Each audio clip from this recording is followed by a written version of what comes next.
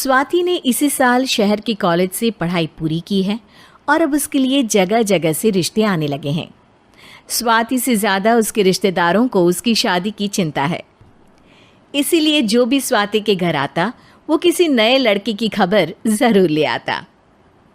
अरे दीदी, ये फोटो देख के बताओ कैसा है। राहुल नाम है लड़के का, मेरी सहेली की बहन का बेटा है। अपनी स्वाति के साथ एकदम प्यारी जोड़ी लगेगी इसकी। ज़रा दिखाना, फ़ोटो तो बढ़िया लग रहा है। कोई गलत आदत वादत तो नहीं है ना इसे? और कमाता कितना है? अरे कोई गलत आदत नहीं है दीदी, आप कहो तो एक मीटिंग करवा देती हूँ, फिर सब कुछ फाइनल कर लेना। हाँ हाँ, ये सही कह रही हो तुम। संडे को स्वाति के पापा भी घर पे ही रहेंगे। बुआ फिर वहाँ से चली जाती है और रात को स्वाति की माँ उससे कहती है, स्वाति बेटा, आज कमला बुआ ने एक लड़के की फ़ोटो दिखाई है। संडे को वो लोग मिलने आ रहे हैं, तैयार हो ना तुम बेटा। अरे मम्मी, आप कहाँ कमला बुआ के चक्कर में आ जाती हो? अभी इतनी जल्दी कोई शादी वादी नहीं करनी है मुझे। अरे बेटा, अच्छा लड़का है, बुआ जानती है उसे अच्छे से। हाँ स्वाति बेटा, एक बार मिल तो लो, बाद में देखेंगे आगे क्या करना है। वैसे तो कमला रिश्ता लाई है तो मना करने का तो कोई सवाल ही नहीं उठता। संडे की सुबह होती है और कमला बुआ राहुल और उसके मम्मी पापा को लेकर स्वाति के घर आती है। अरे आइए आइए भाभी, इसे अपना ही घर समझिए। इनसे मिलिए, ये मेरे भैया और ये मेरी भाभी हैं।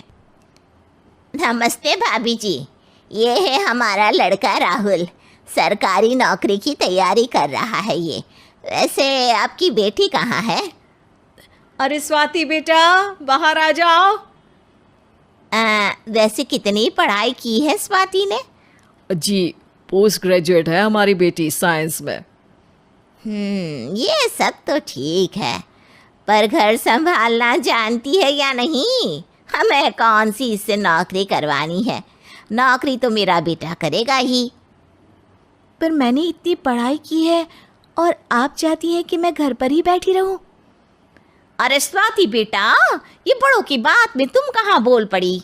हम सब देख लेंगे क्या करना है क्या नहीं। हम तो इसी बात में विश्वास करते हैं कि घर के लड़कियां घर में ही रहे तो ज़्यादा अच्छा रहता है। वरना भाई साहब, आप तो आजकल के हाल जानते ही हैं, कितनी घटनाएं होने लगी हैं औरतों के खिलाफ। स्वाति बेटा, रसोई का काम तो पूरा जानती हो ना? शादी के बाद तुम्हें ही संभालना है वो सब। अरे बहुत अच्छा खाना बनाती है ये, आप सब लोग इसकी तारीफ करते नहीं थकेंगे। लो भाई, हो गई मीटिंग, अब शादी की तारीख फाइनल कर लेते हैं, क्यों भैया? भाई, हम तो पंडित जी से चर्चा करने के बाद ही तारीख फाइनल करेंगे। सालों से हम उनकी बातें मानते हुए आ रहे हैं। लड़के वाले और कमला बुआ की बातें सुनकर स्वाति एकदम नाराज़ हो जाती है और उसे लगने लगता है कि शादी के बाद उसे घर पर ही बैठना पड़ेगा। लेकिन घर वालों के आगे उसकी एक नहीं चलती और उसे शादी के लिए शादी का दिन आ जाता है और सब मंडप में जमा होते हैं। अब फेरों का समय हो गया है, अब कन्या अपने वर से 7 वचन मांगेगी। आप किसी धार्मिक आयोजन में जाए तो मुझे भी ले जाएंगे। आप मेरे माता पिता का भी बराबरी से सम्मान करेंगे, हमेशा मेरा साथ निभाएंगे। आपको दोनों परिवार की जिम्मेदारियां बखूबी निभानी होगी। हर ज़रूरी बात में मेरी भी राय लेंगे। आप सभी गलत आदतों से दूर रहेंगे। आप मेरे अलावा किसी और औरत से कोई गलत संबंध नहीं बांधेंगे। ये 7 वचन पूरे हुए, वर क्या तुम्हें ये सारे वचन मंजूर है? जी हाँ पंडित जी, मैं सारे वचन अच्छी तरीके से निभाऊंगा। अरे वाह वाह, बढ़िया तरीके से सब काम संपन्न हो गया।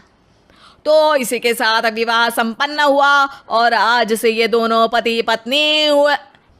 1 मिनट पंडित जी, अभी एक वचन लेना बाकी है। अब कौन सा वचन है बेटा?